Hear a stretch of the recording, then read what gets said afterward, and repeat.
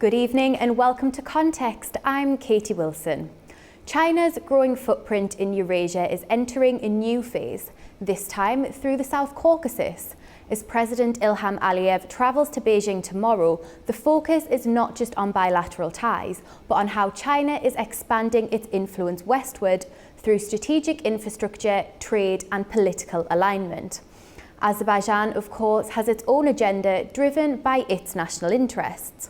What began as transactional engagement has matured into a full-fledged strategic partnership, which officially upgraded in July 2024. Now, China appears ready to embed itself deeper into the region through Azerbaijan, viewed in Beijing not just as an energy-rich partner, but as a logistical gateway linking China to Europe via the Trans-Caspian route and the historic Silk Road. While economic deals are on the agenda, including infrastructure, energy and digital technology, the timing is critical. Following Baku's hosting of COP29 last year and its balancing act between Russia, the EU and Turkey, Azerbaijan now finds itself courted by Beijing's more assertive global south diplomacy. For China, this visit is another notch in its westward expansion. For Baku, it's a chance to redefine its geopolitical weight on new terms, with Beijing on the table, not Brussels or Moscow. Joining me to discuss this visit and its implications is geopolitical analyst Anna Evan in Portugal, member of the advisory board at the Caspian Policy Centre Richard Spooner, and author at the China Project Yunus Sharifli. Thanks for joining us, everyone. Now, Anna, I want to start off with you to give us a broader picture. So what role does the Trans-Caspian route play in China's redefined Belt and Road ambitions, and how does Aliyev's Beijing visit reflect the current shift in Eurasian alliances? First of all, thank you for having me. And this is a really important momentum for the visit because, as we know, China is an economic and technological powerhouse, and Azerbaijan is a logistic powerhouse situated at crossroads north, south, east, west. And so considering the conjunctural situation where Russia is facing Western sanctions and the Russian corridor is not so appealing, this is a wonderful moment for Azerbaijan to play on its geostrategic nodal standing. So it couldn't be better placed to play on the needs that Beijing currently has and to benefit from those needs. And so it's in terms of Azerbaijan's multi-dimensional foreign policy, it is really important at this point that the president plays on attracting Chinese investment for technology, for renewed energy production that can allow exports of oil and gas to flow freely to foreign markets, and also to invest on its space programs, and also to use this opportunity to expand on Azerbaijan's investment in education and in high-level geostrategic planning. So it is a very, very important geostrategic juncture that provides all the conditions for a regional power like Azerbaijan to play on its regional cards and at the same time extract the best of its relationship with this great economic and technological powerhouse that is China. Now, Yunus, I'm going to bring you in here, following on from what Anna mentioned about how, this works for both sides here, for Azerbaijan, for China. Now, how much of this cooperation is driven by mutual interest, or is it strategic necessity? So, thank you very much for having me, and thank you very much for this question. So I would say that it's a pragmatical cooperation, and also in the same time driven by this the strategic imperative because of the changing the international system and global geopolitics. As you mentioned, traditionally Azerbaijan foreign policy, particularly prior the European Union, United States, Turkey, Iran, but we saw that Azerbaijan started to change its foreign policy direction, going through the rebalancing, and currently China play very important role in the global affairs. And we saw that China also realigned this, China and Azerbaijan realigned this, the condition, and they started to develop their relationship. And we saw that this is the most important factor because particularly in the United States, the current administration hasn't got any clear strategy toward the South Caucasus or toward Azerbaijan. So we saw that, but China still increases influence in the South Caucasus, particularly cooperate with Azerbaijan. So there's a mutual strong possibility that the create win-win condition for the both countries because China is the leader in the renewable energy, electric vehicle sector, is the main country for the telecommunication or the space industry, and we saw that Azerbaijan is the main priority sector is increase the renewable energy production, export electricity, import more electric vehicle in order to reduce carbon emission, develop its green transition policy, and also Azerbaijan locate in the strategic location and is the main country of the middle corridor. So we saw that both countries has a complementary relationship and they have a huge opportunity to develop and also cooperate. So this visit is also another important milestone. I would say it is about the visa-free agreement, and Azerbaijan already unilaterally abandoned for the Chinese students the visa requirement, and in the presidential visit there is expectation that China also will abandon visa requirement for Azerbaijan still, which will boost the bilateral relationship and also the people visit two countries. So I will say that the cooperation based, as I know, will be both pragmatic cooperation and also driven with the strategic reality in the current international system. Thanks for that, Yunus. Richard, I'm going to bring you in now. So Yunus has touched on all of the factors at play here and all of the players, and this is a balancing act for Azerbaijan, isn't it? And how has Azerbaijan managed to maintain that equilibrium between Moscow, Brussels, potentially the US, and now Beijing? Well, of course, Azerbaijan's position as the key pivot in the middle corridor gives it a lot of leverage. Second, Azerbaijan is a strong country. It has a strong economy. It has a stable political system.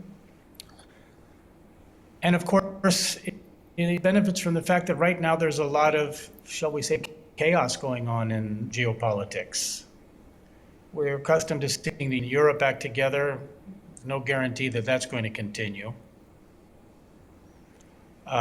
China sees Eurasia as an important area, and South Caucasus is part of what they want to achieve with their policy in Eurasia. We've seen that they want to tender to build a solar power plant. They're going to be apparently building electric cars in Azerbaijan. Azerbaijan is the key country in the middle corridor. I think as far as balancing with Moscow, again, Azerbaijan is helped very much by the strong support it receives from Ankara. After all, Armenia was counting on Moscow to support it when the Second Karabakh War began, but that didn't happen. Azerbaijan has a lot of strong points. I'm going to follow up on something you meant. Yes, please. Go on. So you talked about the ongoing peace processes in the South Caucasus. Do you think this alliance might influence that in any way?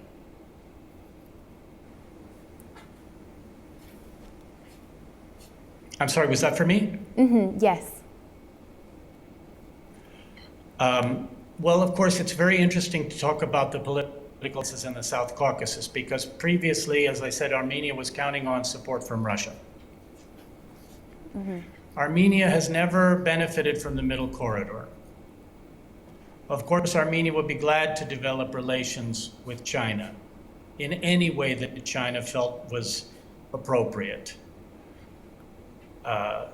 Azerbaijan and Armenia find themselves in a situation where perhaps they can develop a new relationship, although there's a lot to overcome from the past, obviously. Georgia now seems very clearly part of the Russian world. But again, Azerbaijan has a very favorable position. Mm-hmm. Thanks for that, Georgia Richard. will want to do business with Azerbaijan, as will Armenia. Mm-hmm. Thank you for that. Anna, I'm going to come back to you. Obviously, Richard has touched on Russia's influence in the South Caucasus, and how might closer China-Azerbaijan ties affect that? Well, the fact is that the more integration there is in the Caucasus, the more well-positioned Azerbaijan will be, and the more China will be able to benefit from using its middle corridor. Also, we should note that the middle corridor is extremely important for Europe. And although the percentage of gas and oil that Europe acquires from Azerbaijan is still not that significant, the problems between Russia and Ukraine have offered a nice context to expand this dependency from Europe with regards to Baku.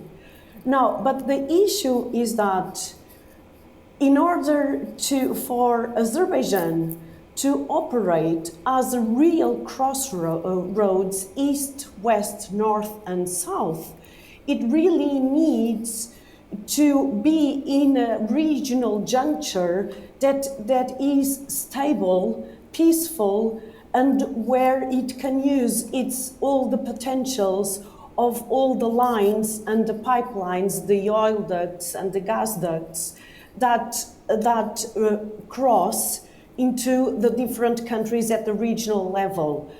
And it seems that Azerbaijan has been able to play really well lately with the regional components, with the Turkish interests at the regional level, but at the same time to tackle Iranian objectives as well.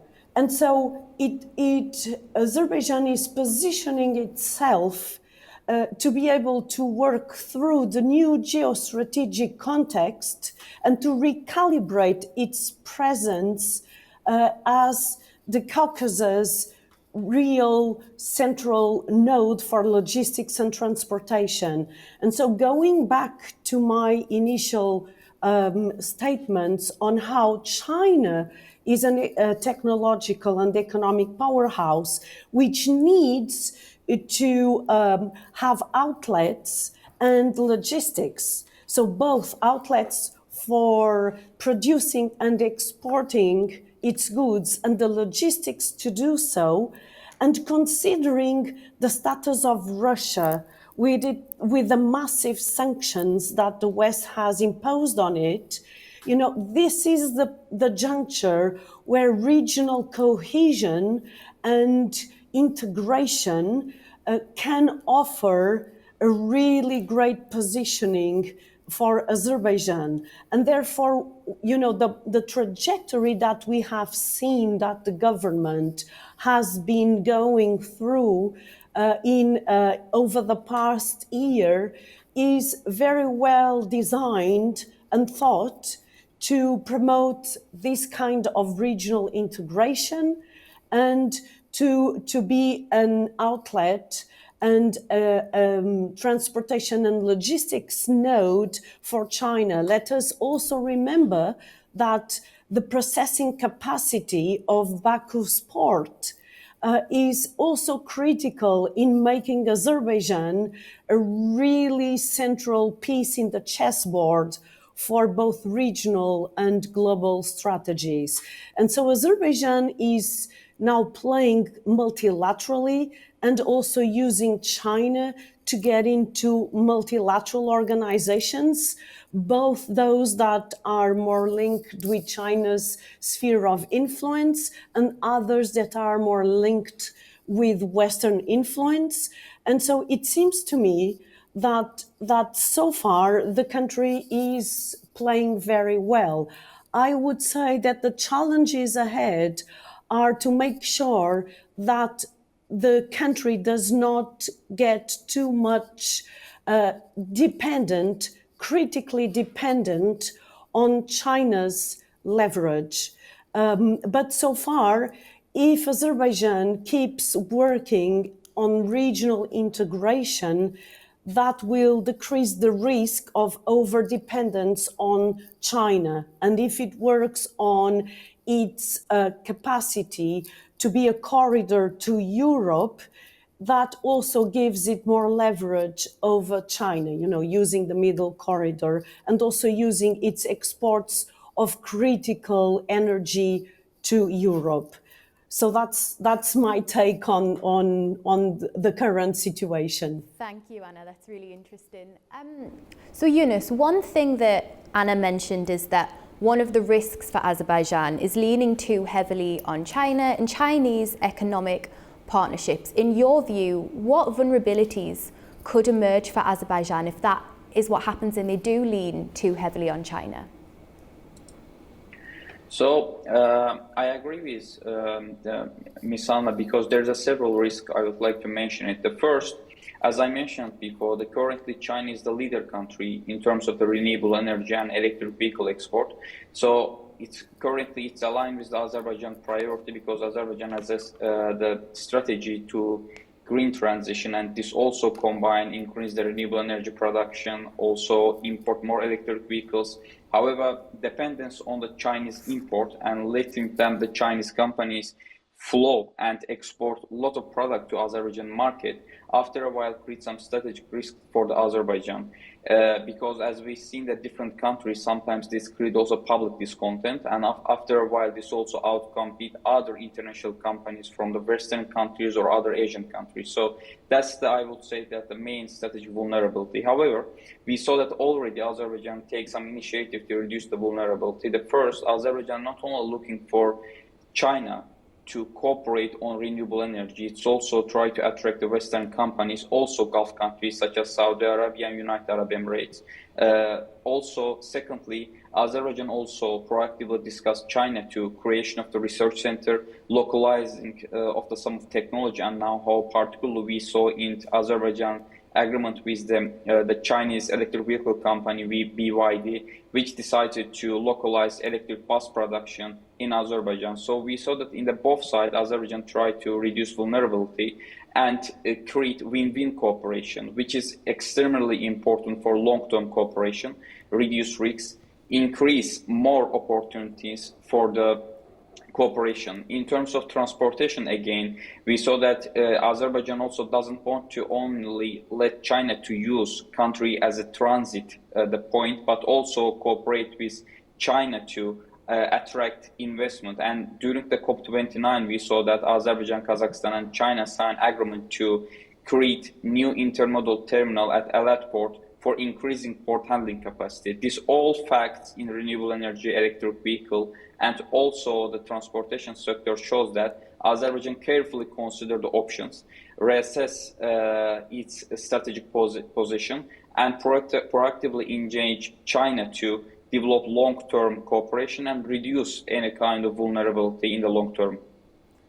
Thank you, Yunus. Now, my final question is for you, Richard, as we're running out of time. What is your prediction for what's likely to result from this round of talks? Do you think there's any potential infrastructure projects that we might see? I think there's definitely a possibility we'll see some infrastructure projects.